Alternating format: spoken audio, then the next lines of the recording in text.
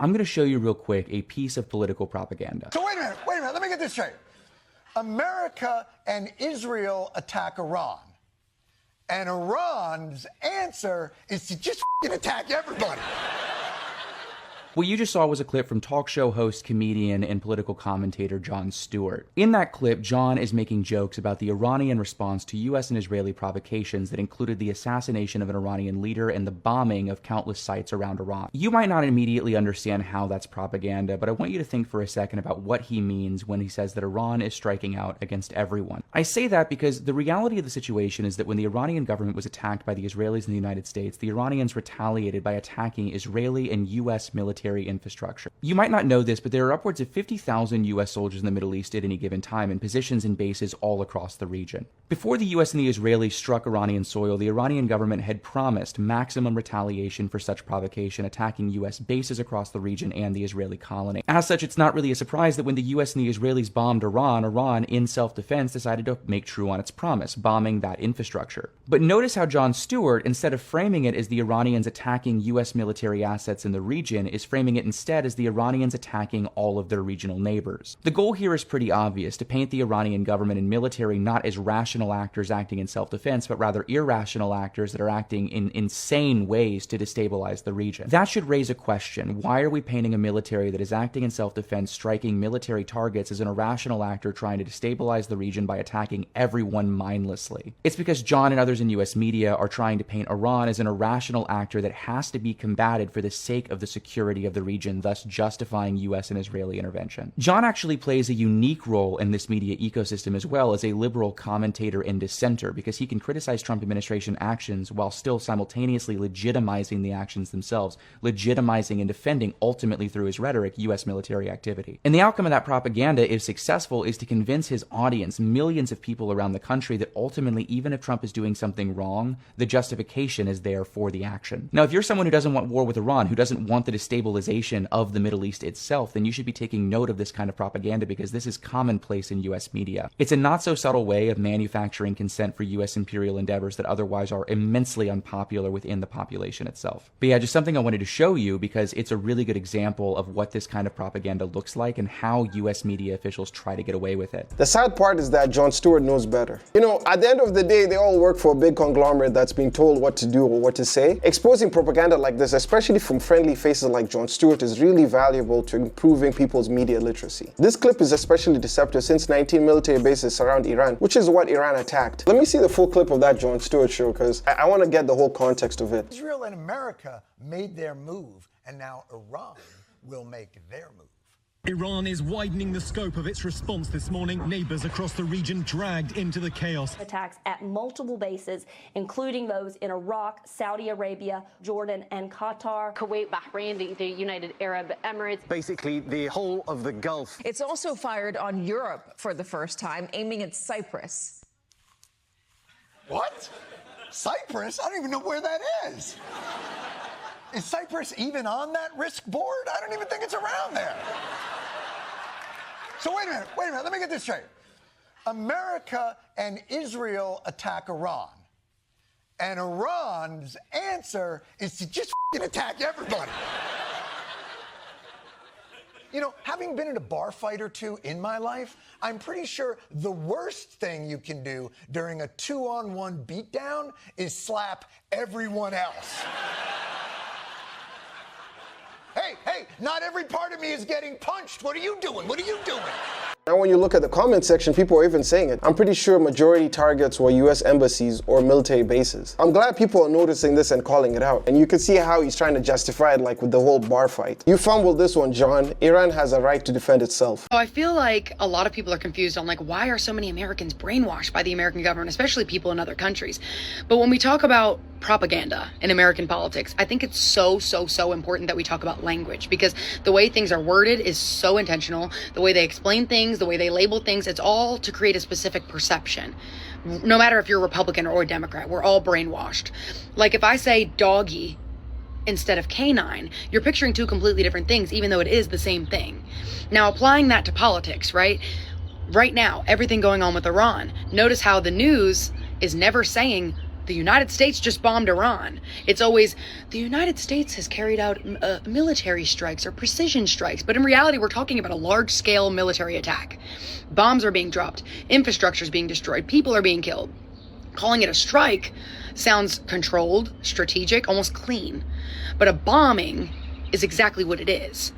And once you start noticing it, you don't unsee it. So like another example is when we talk about immigration, you'll hear things on the news like, oh, there are human rights concerns in these migrant detention centers. But what does that actually mean? Are people being mistreated? Are people dying in custody? Are families being separated? They keep it vague on purpose so that you don't feel the full weight of what is happening. Even something like the defense budget instead of military spending. Ask yourself, what are we defending? Are they attacking Americans? Because calling it defense makes it sound necessary, like we're protecting ourselves instead of projecting our military power. And this isn't random, like I said, it's intentional. So there's a concept called plausible deniability, right? Where we use language that clearly will suggest something, but if you get called out for suggesting it, they're giving you enough wiggle room to be able to deny it, right? So for example, when people say things about inner cities, they don't outright say anything racist, right? But when we talk about inner cities with a negative connotation, everybody knows they're referring to black neighborhoods and communities without saying black communities. And then when they're called out for being racist, it's like, no, I didn't say that. You said that. And that's a dog whistle.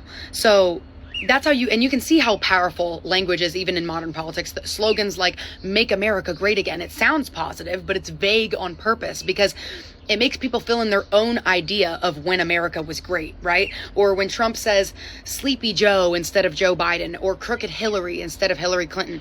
Those aren't policies, they're branding tactics. But once you hear them enough, even if you don't know why Hillary's Crooked Hillary, that shapes how you view that individual without needing any deeper explanation. So like when we call immigrants undocumented, it makes you think of paperwork. But when you call them illegal aliens, it makes you feel like they're not human. They're criminals, they're outsiders, threats. It's the same person, but it's a different reaction. And when you have phrases like the war on terror, who's going to oppose that? Because nobody wants to be on the side of terrorism. But that wording made it really easy to get Americans on board with war after 9/11 because so many people were scared. Post 9/11 propaganda had Americans associating Muslims with terrorism. And that fear made everything that we did to the Middle East feel justified. And here's the part they don't get into. They won't teach you in school about the letter to America by Osama bin Laden because it would contradict everything you've been taught about 9/11. And I'm not saying you have to agree with it, but if you actually read it, you'll understand that from Osama's perspective, the United States and Israel were the ones being labeled as terrorists. So now think about that. If Americans were taught that side growing up, do you think that when we did our war on terror in the Middle East, we would have had the same level of support? Probably not. And that's the point, because language doesn't just tell you what's happening, it tells you how to feel about what's happening. And once the government is able to control how people feel, they don't have to lie to them anymore about what they're actually doing, right? Because people think that it's okay. Either that or they keep lying to themselves. This is why critical thinking is important. And it's also why the uneducated seem to support Trump quite a bit, because you don't really do any critical thinking. Trump has already done it for you by labeling them what they are, and you just kind of go with it. Young girls in detention centers are testing positive for pregnancy. You mean ICE agents are children? They renamed the Department of Defense the Department of War. So let's call it what it is, the war budget. If you've turned on the news in the last few weeks, you've probably noticed a trend. This is a regime that needs to go. We want this regime gone. Take Iran off the map. There has to be some force on the ground. The United States and Israel must be prepared to fight for an extended period of time. Everywhere you look, whether it's ABC, CNN, Fox News, or even The Late Show with Stephen Colbert. The case, I don't think, has been made to the American people, as I think it can be made. Foreign policy experts are all insisting on one thing. The war in Iran is mostly good, and it must go on. This is all a bit jarring, considering that only 27% of Americans agree with the war,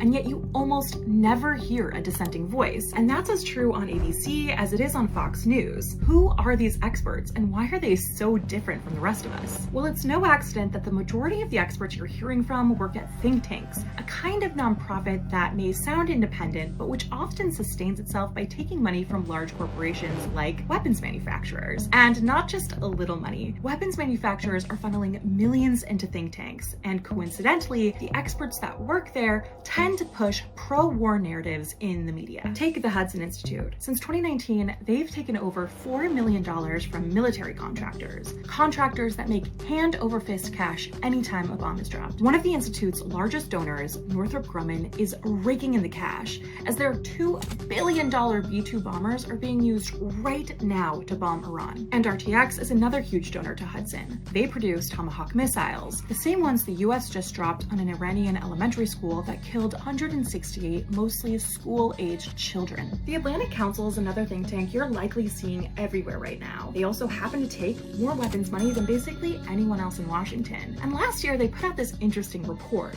calling for the United States to purchase more THAAD and SM-3 missiles to fight Iran. And guess what we're doing this year? We're using those same missiles right now to bomb Iran. Oh, and surprise, surprise, the companies that produce those weapons, RTX and Lockheed Martin, have gifted the Atlantic Council over $1 million since 2019. And these are just two of the think tanks that deign publicly share their funding. Approximately 40% of America's think tanks are dark money organizations, meaning they don't disclose their donors at all. The Foundation for Defense of Democracies is one of these dark money think tanks, and they've been calling for regime change in Iran for years, and we can only guess as to why. Oh, and the best part is their experts appear before Congress more than almost any other think tank in Washington, and we have no idea where their funding comes from. I think what's so astonishing to me is how many of these same groups pushed for the war in Iraq, but then when public opinion changed, they all suddenly pretended like they never did. The Foundation for Defense of Democracies went so far as to delete their support for the Iraq War from their website. But don't worry, I'm sure this time it will be totally different. You can't have modern roads, healthcare, education funding because the United States spends $874 billion on national defense in a year. Thousands of ordinary Americans are also buying stocks in defense conglomerates. That's a good thing you also called it out, because we'll be investing in stocks because we want to get a good return, but at the same time we're funding this whole machine. So in response to my video about propaganda, Doug here says people act like America is incapable of propaganda. That's how good they are at it. We just call it the narrative.